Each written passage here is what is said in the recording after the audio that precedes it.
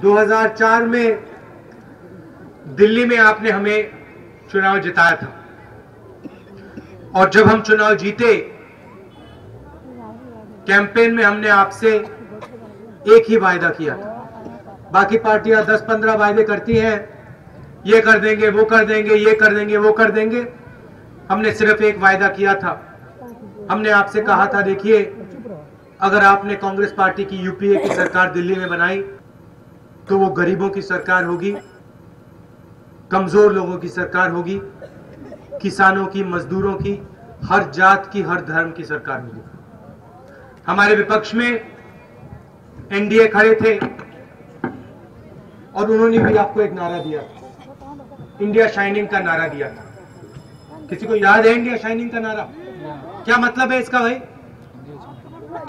भारत चमक रहा है। तो जोर से बोलो, भारत चमक रहा है। अब देखिए, 5 साल इन्होंने राज किया, आपके घरों में नहीं आए,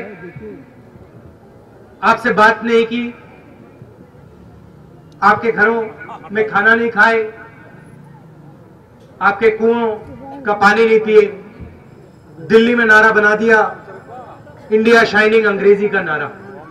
और जब पत्रकारों ने उनसे पूछा, भैया ये आपको नारा कहां से मिला और ये आपने अंग्रेजी में क्यों दिया, मालूम है उन्होंने क्या कहा था? किसी को मालूम है?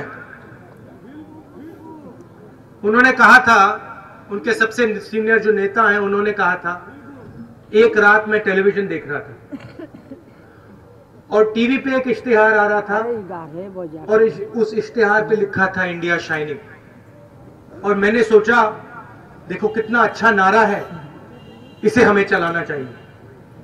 अब देखिए, अगर वो आपके घर में आए होते, अगर उन्होंने आपके घर में रोटी खाई होती, अगर घर में जाकर उन्होंने देखा होता अपनी आंखों से कि बिजली नहीं है, घर के सामने सड़क नहीं है, तो वो कभी ऐसा नारा बना सकते थे क्या? बनाते ऐसा नारा? अगर वो आपके घर में जाते तो ऐसे नारे से उनको शर्म आती कि भैया हिंदुस्तान चमक नहीं रहा है, हम अपने एसी में बैठे हैं, रात को हम टीवी प्रोग्राम देखते हैं, न्यूज देखते हैं, इश्तिहार देखते हैं और फिर हिंदुस्तान को कहते हैं भैया हिंदुस्तान चमक रहा है। हम ऐसा काम नहीं करते हैं। हम आपके बीच में आते हैं और आपसे पूछते हैं कमी क्या है, मुश्किल क्या है, मदद क्या कर सकते हैं। तो जब हम सरकार में आए, पहला काम हमने क्या किया, किसी को याद है? कर्जा माफी किया था, मगर वो दूसरा काम था। पहला काम क्या था? मनरेगा, सबसे बड़ा रोजगार का प्रोग्राम। और हमने ये क्यों किया? क्योंकि हम आपके बीच में आए और आपसे पूछा क्या करना चाहिए, और आपने हमें कहा, देखिए सबसे बड़ी मुश्किल ये है कि गांव में रोजगार नहीं पहुंचता, शहरों में पहुंच जाता है, बड़े लोगों के पास पहुंच जाता है, जो हमारे गरीब लोग हैं गांव में पहुंचता नहीं है। इसके बारे में आप कुछ करिए। और दुनिया का सबसे बड़ा रोजगार का प्रोग्राम, कितने दिन मिलता है रोजगार? 100 दिन। कितने रुपए मिलते हैं प्रतिदिन? 120 रुपए। 100 दिन 120 रुपए, 12,000 रुपए हमने गारंटी करके कहा, जो भी काम करना चाहता है भारत की सरकार ठप्पा लगा के देगी। 100 दिन काम करना है, 120 रुपए मिलेगा दिन का। एक व्यक्ति ना हो जिसको रोजगार ना मिले। और मायावती जी और विपक्ष ने क्या कहा? हमसे सवाल पूछा पार्लियामेंट हाउस में, पैसा कहां से आएगा, पैसा कहां से आएगा? हमने दिखा दिया पैसा कहां से आएगा, प्रोग्राम चालू कर दिया। मायावती जी खड़ी हुई, उन्होंने क्या कहा? कांग्रेस पार्टी नाटक कर रही है, मनरेगा से किसी को फायदा नहीं होने वाला है।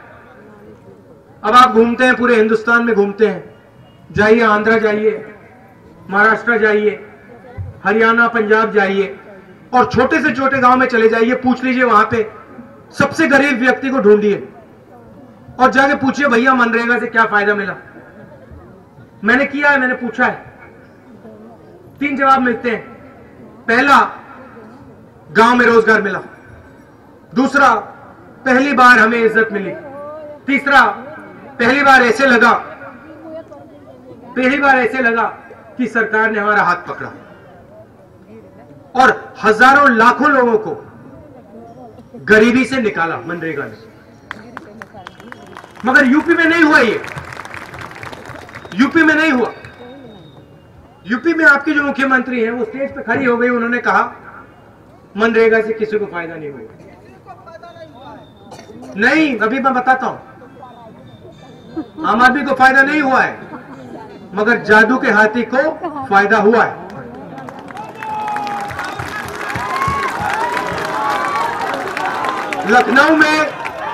लखनऊ में मायावती जी ने एक चमत्कार किया है। कभी लखनऊ में जाओगे तो आप जाके ढूंढना इस जादू के हाथी को। चमत्कार किया है उन्होंने। आमतौर से क्या होता है, हाथी सड़क पे चलता है, घास फूस खाता है, पत्ते खाता है। मायावती जी ने एक स्पेशल हाथी बनाया है। जोर से बोलो। मायावती जी ने एक ऐसा हाथी बनाया है जो, नहीं आप एक बात भूल गए, गरीबों का पैसा खाता है। वो अमीरों के पैसा नहीं खाता है। अमीरों को वो जमीन देता है किसानों की, गरीबों के पैसे खाता है। अब विपक्ष के लोगों ने कहा किसका पैसा है, कहां से आएगा पैसा, उन्होंने हमसे सवाल पूछा और आपको कहा पार्लियामेंट हाउस में। अब मैं एक बात कहना चाहता हूं, 2004 से मैं राजनीति में हूं। जो भी प्रगति हिंदुस्तान में आई है, और इस बात को आप भूलना मत कभी,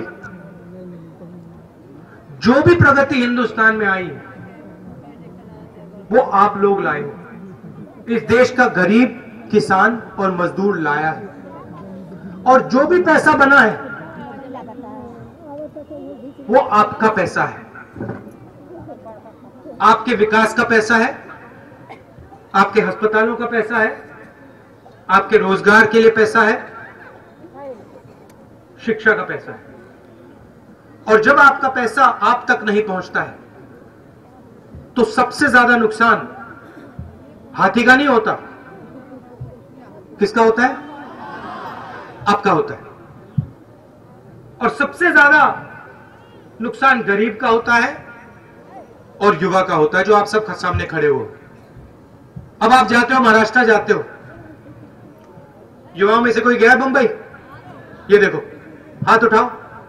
ये सब बंबई में जाते हैं, ये मजदूरी करते हैं। नाम क्या है, एक नाम बताओ मुझे। अमित यादव जी बंबई गए थे आप? बंबई गए थे? अब देखो, अमित यादव जी बंबई गए, काम किया, उन्होंने अपना पसीना दिया। अमित यादव जी को उत्तर प्रदेश में रोजगार का हक नहीं है। उत्तर प्रदेश में ये रोजगार चाहता है तो इसको नहीं मिल सकता।